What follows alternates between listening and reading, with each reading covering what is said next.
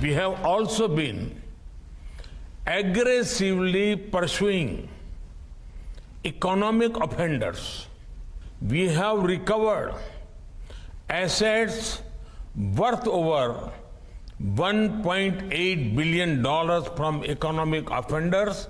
G20 countries can set an example by using non-conviction based confiscations. This will ensure swift return and extradition of criminals after due judicial processes. The big Choksi story, ladies and gentlemen. Modi's deft diplomacy and relentless pursuit of terrorists, fugitives and economic offenders is our Brahmastra to ensure justice. Days after 26/11 plotter Tahawwur Rana was dragged back to India to face the law, Mehul Choksi, one of India's most wanted economic fugitives, who is an accused in the 14,000 crore Punjab National Bank scam, has been arrested in Belgium. Interestingly, this was just weeks after Prime Minister Modi held a phone call with the Belgian king. Naya Bharat's message is clear. Mazboot Bharat will not forget, will not forgive. As per sources, Indian agencies got intel about Choksi's plan to flee to Switzerland from Belgium. Two diplomats personally ensured that Choksi was arrested. Currently, he is in a Belgian jail with no chance of immediate bail. Belgium has confirmed that India has already moved extradition request. Modiplomacy has resulted in the extradition of the likes of Chota Rajan of the D gang, Bofor's middleman Christian Michel, corporate lobbyist Deepak Talwar and Mumbai gangster Ravi Pujari. The BJP says it's all been made possible because of successful diplomacy under Modi's leadership. But the opposition once again is saying this is an attempt to distract attention from real issues in the country.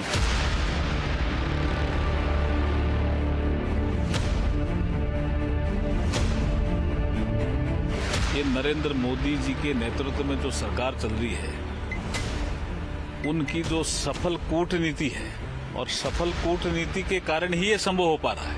The fact that he's been arrested shows that the Indian agencies had been pursuing it and did not let go of the pressure. Law will pursue them, as Prime Minister Modi's government has done till the very end.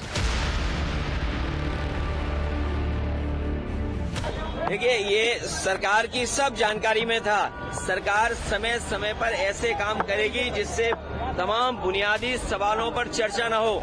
Justice delayed is justice denied. किसी भी financial fraud में पहले जो गरीब है, जो You're watching the News Hour at 9 on debate number 2 on Times Now, Super Prime Time. On this big debate is Dr. Anand Ranganathan, continues to be with us. Hari Prasad, SV, PNB scam whistleblower. Also joining me, Santosh Srivastava, whistleblower and ex-MD of Gitanjali Jewels, the brand owned by Mehul Choksi and Nirav Modi. Also joining me, Vijay Agarwal, lawyer of Mehul Choksi. Mr. Vijay Agarwal, Mehul Choksi caught, and we have a confirmation coming straight from the authorities in Belgium that this is a result of a Prime Minister personally pushing the agenda and the extradition request for which this arrest has been made. Should we call this endgame for Choksi? No, I would say I would not know that this arrest is result of what, but it is not an end game. The game has just begun. So it is the first step, and a step that agencies have been successful and they've taken their first step. So this arrest, undoubtedly, it's a success for the Indian agencies, and they have got the first step right, and they have been able to arrest get my client arrested. And after that, the procedure is that we'll be filing an appeal shortly, and Navika, Navika. Your homework is 100% correct. You are very right that for next 5-6 days there are no prospects of getting bail, and because the application will be heard only after that, and we'll be contesting the same. And we have a very you've counted a lot of examples, but there is a recent example of Sanjay Bhandari because of the human rights conditions. Do you still believe, Mr. Vijay Agarwal, let's come down to brass tacks. Do you still believe you'll be able to defend Mr. Choksi? 100%. I'll defend him like a rock and I'll be successful. This is it. हम होंगे कामयाब. Santosh Srivastav, you have been with Gitanjali Jewels. Is Mr. Choksi really responsible for all the allegations that have been made against him and the case that has been prepared against him? He is indeed 100% responsible for all this fraud perpetrated on the country and on the taxpayers of the country. He is 100% responsible for that. And I'm extremely, extremely happy to hear the news of his arrest. And I hope and I congratulate my government and the agencies to achieve this. And I hope that this time he will not have any way out of this. He will be brought back to the country and put through the process of justice, and all the money which he robbed off of our country, our countrymen, our taxpayers, that will be recovered from him. So I'm indeed very, very happy to hear this, and I'm very, very hopeful that it will be brought back to India very soon and the recovery would happen. You're a whistleblower in this case. At what point did you realize that something was wrong? At what time did you make this known? Did you approach the authorities? Can you tell us a little detail of that? So it was around mid of 2013 when I noticed certain anomalies on the balance sheet, and then I confronted him. I said that why the balance sheet shows different inventories and different things on the paper and on ground, since I am operating the retail network of India, I see different things. So he just told me that you should mind your business, do your job, get your salaries and go home. This is none of your business. But I decided to dig deeper into it, find out, and when I had a suspicion that there is something wrong happening, the money of the country was being siphoned out of the country, I confronted him. I decided to resign from that position of the managing director, a well-paying job, and then take him head on and said that I will expose him. I had to suffer for that. He did try to threaten me, punish me, put false allegations on me, but thankfully God was with me. I came out clean on everything. But yes, it took almost 4 years to get him caught. We started complaining in early 2014 when I resigned from the job in 2013 December. But it took almost 4 years for our agencies to get their hand on Choksi. And after the fraud of almost 14,000 crore was created by him, perpetrated by him, and also a similar amount. I want to ask you, does your conscience, I understand and appreciate the fact that you're a lawyer and you have to defend people. But deep down, do you think somebody who's carried out such a fraud of such a huge magnitude really has a defense? That is what it was said when the 2G case was being covered. It was said we don't have a defense and we came out clean. I fought the case for 7 years. And in Sushant Singh Rajput, there was a lot of hoopla. In Beaufort, there was a lot of hoopla. In Arushi Talwar, there was a lot of hoopla. So it is only allegations, Navika, at this moment. My client is an accused, he's not a convict, he's a muljim, he's not a mujrim. He has a right to defend his own self, and the Indian law presumes everyone to be innocent till he is adjudged guilty, and we have a right to defend. I have defended a lot of TV channel people also and a lot of politicians also. And when the case starts, you have also appeared against many TV channel anchors. One sitting right here in front of you. Sorry, I could not follow. I said you have appeared for... I could not follow. What did you say? I said you have appeared for journalists and also against some journalists and anchors of TV channels, one sitting right before you. Yes, so that's my job, I don't look at it. So you do, in Gita they say, Arjun Shastra uthao, तो अर्जुन को तो अपना कर्तव्य पूरा करना है. चलिए. तो अर्जुन अपना कर्तव्य पूरा करता है. बिल्कुल. So this is it. So that is why I say that, I have to defend my clients dispassionately without bothering.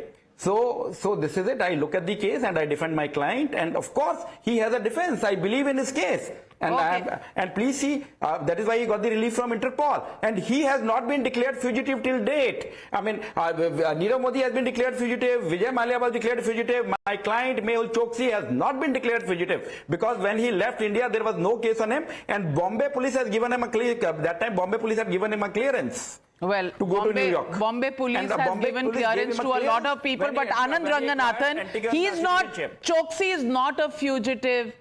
So, after the extradition, when he comes, should we take a Aarti ka thal and go, because he's not a fugitive, the charges against him have not been proven, which is the fact in law. But what does following him relentlessly show to you? And I can tell you that the department in Belgium, which has responded to our email, has said that because the extradition procedure and the decision declaring a foreign arrest warrant is enforceable, which is why he's been arrested. So clearly, despite the fact that he's being chased in 2014 in this case, finally in 2025, we have a ray of hope.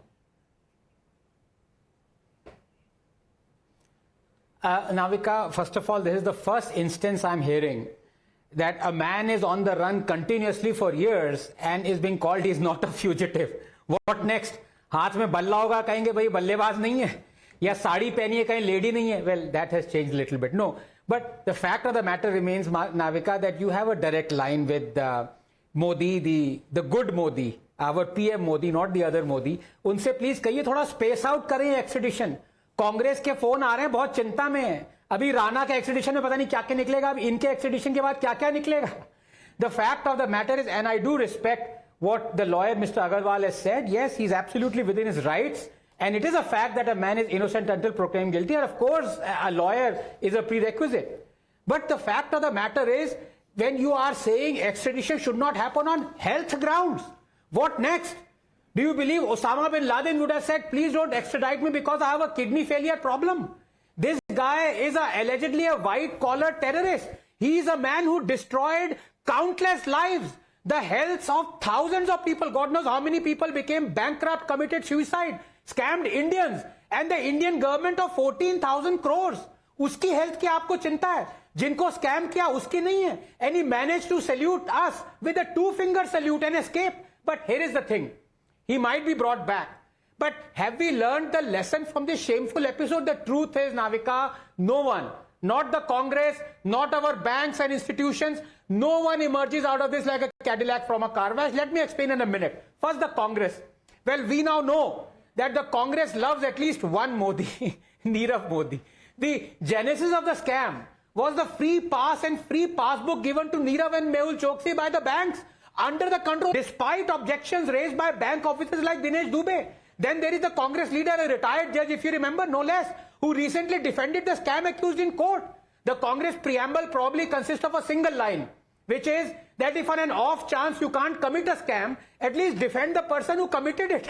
And then there is BJP spokesperson Shehzad Poonawala's emphatic assertion, if you remember, on your show, swearing on the Holy Quran that Rahul Gandhi met Nirav Modi at his cocktail party at Imperial Hotel while loans were being given wrongly to Mehul Choksi and Nirav Modi in September 2013. Now to the banks.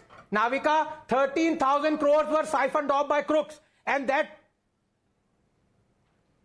one more reason why all the PSU banks must be privatized and brought to book. There have been for decades the fountainhead of big ticket corruption. Don't forget that the IT department red flagged him a year before Choksi escaped. And even if you leave that aside for a moment, remember Hari Prasad ji, who is there on the panel, congratulations to him. He informed the PMO of this unfolding scam. Nothing happened. He informed the ED, CBI, SEBI, even Ministry of Corporate Affairs. Phone lines didn't work very well at that time when the Congress government was in power. But Anand Ranganathan, I need to also tell you that probably the Congress government at that time thought diamonds are forever, not politics. So they stuck to the diamonds and not the politics of it. Just on a lighter note, but let me ask Hari Prasad SV on the show. Hari Prasad ji, I want to know the trials and tribulations that you went through. When you contacted the PMO at that time, when you contacted the Enforcement Directorate at that time, I mean, people want to hear from you. What were you told? Was there any action that was taken? And why? Well, I didn't put PMO at the first instance only. I went to Bangalore police, filed a case against Mehul Choksi, and he got an arrest warrant from Bangalore court. And then he defended in the different court, but arrest could not be taken place because he went and met the commissioner of them that time. I don't know, the reasons were not properly explained. Then the case was transferred to CID Department of Bangalore. They also did an investigation. The investigation quite took a little bit of time. So for reasons I'm not very aware of it.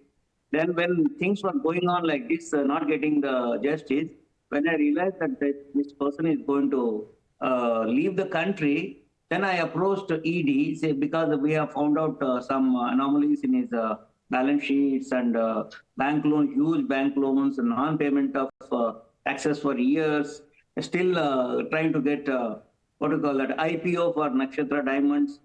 It is not normal. If you are not paying the taxes, if you are having so much of anomalies in the balance sheets, the approval for getting an IPO would be very difficult, but still he was getting an approval from IPO for Nakshatra Diamonds. So when I see all these things, I thought maybe we should inform the correct agencies to take necessary action. We did. I did go to SEBI. I given the evidence that this should not be allowed. Then I went to SEBI and I went to ED, showing some anomalies that possibility of siphoning out is happening from his books. And then nothing has happened. They said, yes, we will take action, but nothing was happening.